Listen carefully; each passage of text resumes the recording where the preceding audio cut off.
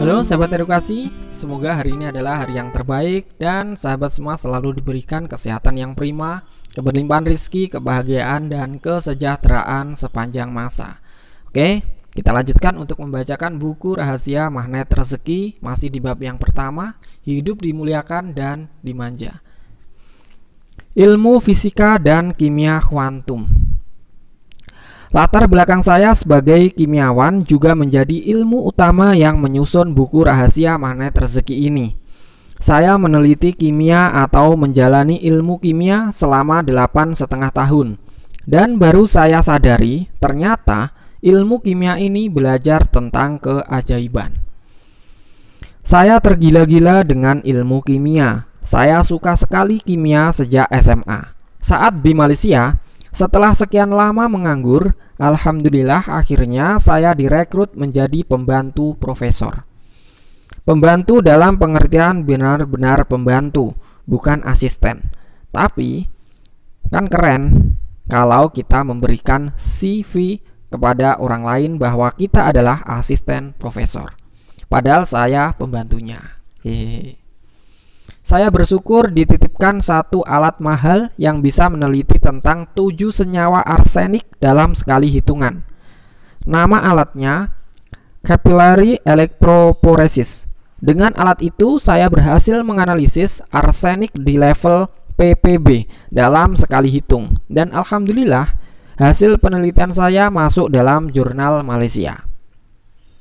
Di kimia, saya belajar tentang sesuatu yang halus dan menentukan.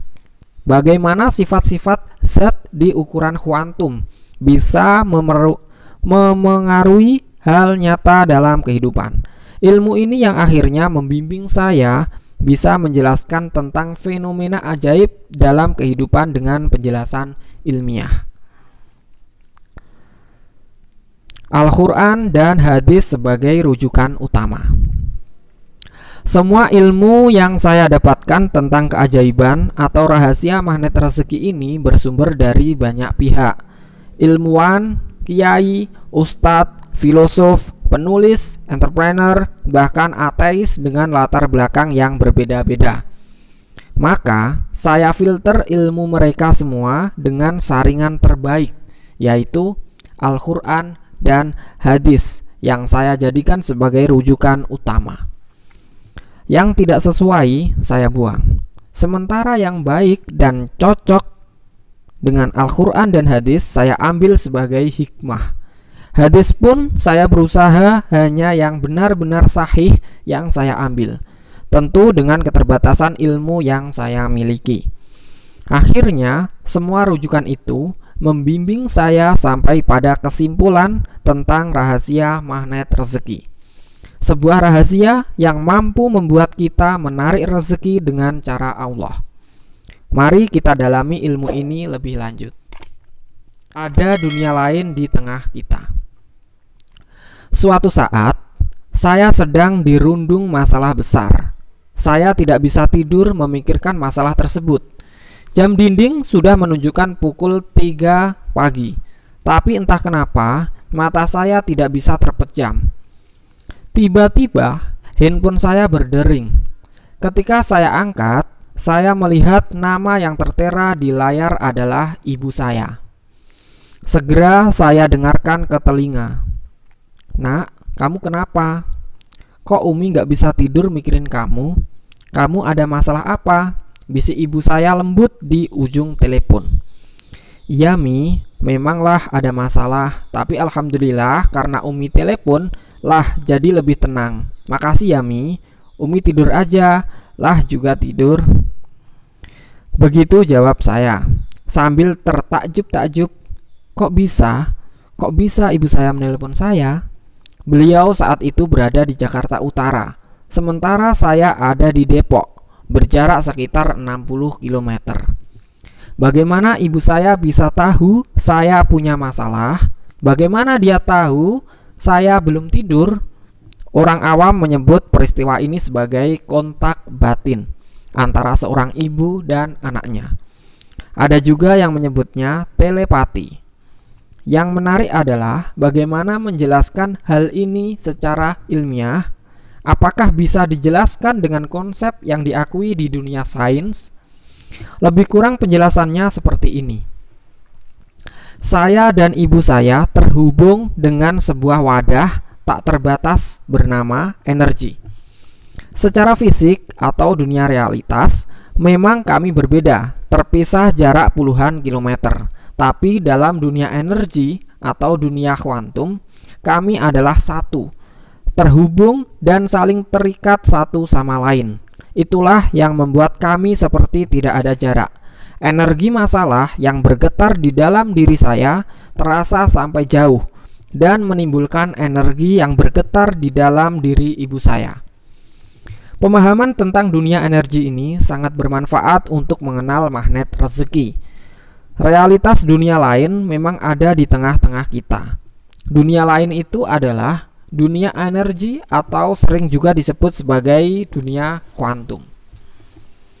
Selama 100 tahun terakhir, para ilmuwan fokus meneliti lebih dalam dunia energi hingga ke skala dunia kuantum.